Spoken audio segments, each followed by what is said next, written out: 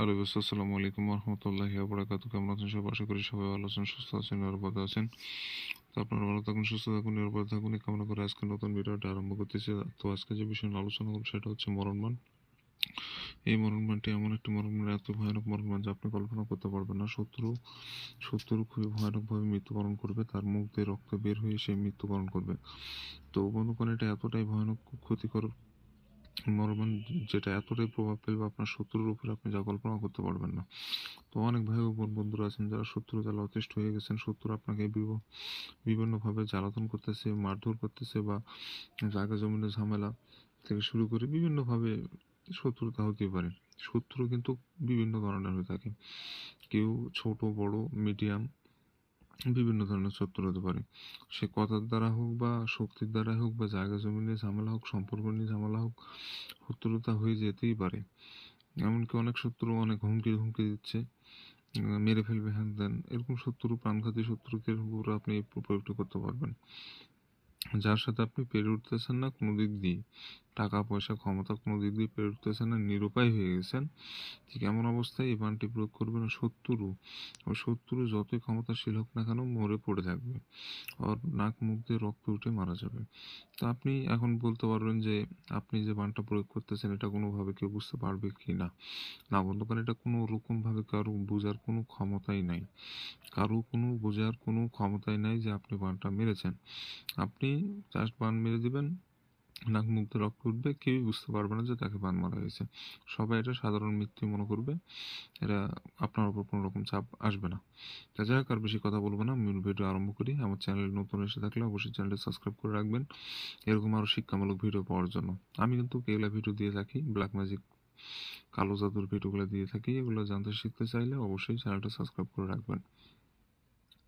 তো শত্রুকে মারতে চাইলে আপনাকে একটা সাদা কাগজ নিতে হবে। সেই কাগজের উপরে লাল কালি দিয়ে আপনি নকশাটা অঙ্কন করবেন।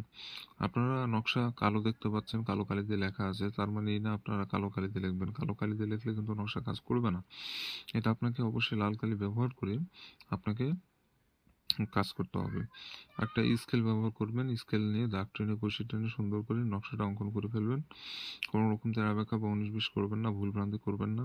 বা এগুলো কুফরি কাজ একটু যদি 19-20 করেন তো কাজ তো হবে না, উল্টা আপনার নিজের ক্ষতি হয়ে যেতে পারে। অতএব সুন্দর করে ভিডিও বুঝবেন আগে, পুরো ভিডিও শুনবেন, বুঝবেন, তারপরে কাজ করবেন। কোনো রকম ভুল ভ্রান্তি করা যাবে না। তো এই নকশাটা আপনি যে কোনো দিনই লিখতে পারবেন, তবে রাত 10টার পর লিখবেন। রাত 10টার পর আপনি যে কোনো টাইমে লিখতে পারবেন, সমস্যা নাই। গভীর রাতে অঙ্কন করতে হবে। একাকী বসে, নিরিবিলি জায়গায় বসে, একাই বসে আপনি সম্পূর্ণ নকশা অঙ্কন করতে হবে আপনাকে। আপনার নকশা লেখার অবস্থায় কারোর সাথে কোনো রকম কথা বলা যাবে না। কোনো রকম কথা বলা যাবে না। পাক পবিত্র জায়গায় বসে নকশা অঙ্কন করবেন, নিজেও পাক পবিত্র থাকবেন, এবং যে কাগজের উপরে নকশা লিখবেন কাগজটাও যেন পাক পবিত্র হয়, অর্থাৎ কোনো রকম নোংরা আবর্জনা যেন কাগজে না ভরে থাকে। ফ্রেশ কাগজের উপরে আপনি নকশাটা অঙ্কন করবেন। তো সব কিছু ওকে থাকলে আপনি নকশা অঙ্কন করে ফেলবেন। আর এই নকশাটা 10 মিনিটের বেশি সময় লাগাবেন না নকশা লিখতে। 10 মিনিটের মধ্যে পরিপূর্ণ নকশা আপনাকে লিখে ফেলতে হবে। 10 মিনিটের বেশি সময় লাগালে নকশা কাজ করবে না।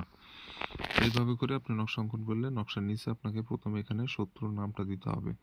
এখানে শত্রুর নাম দিবেন, তার নিচে তার পিতার নাম দিবেন, তার নিচে তার ঠিকানা দিবেন। প্রথমে শত্রুর নাম, পিতার নাম, ঠিকানা, এভাবে করে নিচে দিয়ে দিবেন। তো আপনি নামগুলো বাংলা আরবি যে ভাষায় ভালো পারেন সে ভাষাতে লেখেন, সমস্যা নাই, নাম ওখানে দিয়ে দিবেন। তো নাম দেওয়া হয়ে গেলে নকশাটা আপনাকে পানিতে ফেলে দিতে হবে, যে কোনো পানিতে ফেলে দিতে হবে। আপনি যখন নকশা অঙ্কন করবেন তখনই আপনার নকশা কমপ্লিট হয়ে যাবে লেখা, সাথে সাথে আপনি বাইরে যাবেন, যায় পানিতে পুকুর